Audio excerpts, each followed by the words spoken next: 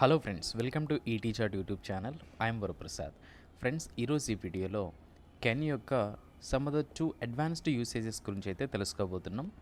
మనలో చాలామందికి ఈ కెన్ యొక్క యూసేజ్ నేను ఆ కంప్యూటర్ని రిపేర్ చేయగలను అంటే తెలుసు. ఎలా చెప్తాం ఇంగ్లీష్లో? I can fix the computer అంటాం. మరి అలానే ఈ టూ స్టేట్మెంట్స్ని ఇంగ్లీష్లో ఏ విధంగా చెప్పాలి? నేను ఆ కంప్యూటర్ని అతనితో రిపేర్ చేయించగలను. అండ్ థర్డ్ స్టేట్మెంట్, నేను ఆ కంప్యూటర్ని రిపేర్ చేయించగలను. మరి ఈ టూ స్టేట్మెంట్స్ని ఇంగ్లీష్లో ఏ విధంగా ఎక్స్ప్రెస్ చేస్తాం?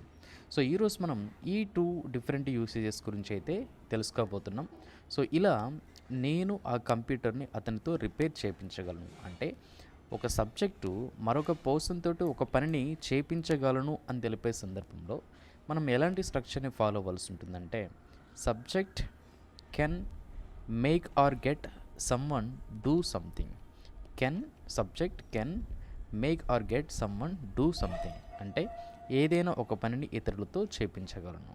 నెక్స్ట్ అలానే ఏదైనా ఒక పనిని చేపించగలను అంటే ఇక్కడ మనకు ఒక సబ్జెక్ట్ మాత్రమే కనిపిస్తున్నారు, ఆ పనిని చేసేటటువంటి పర్సన్ ఎవరు కనిపించడం లేదు.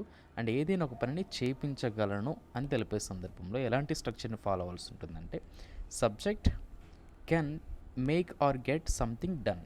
సో ఇక్కడ ఈ టూ స్ట్రక్చర్స్ని మీరు నోటీస్ చేసినట్లయితే మనకు ఏదైనా ఒక పనిని ఇతరులతో చేయించగలను అంటే subject can make get someone do.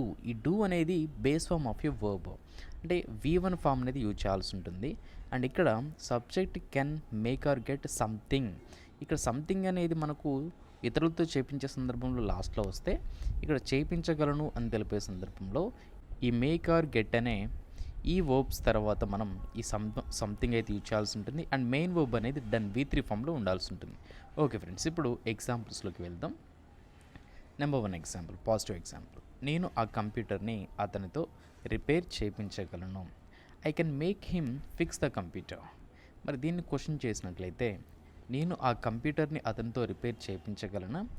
Can I make him fix the computer? And దీన్ని నెగిటివ్గా ఎలా చెప్తాం? నేను ఆ కంప్యూటర్ని అతనితో రిపేర్ చేయించలేను.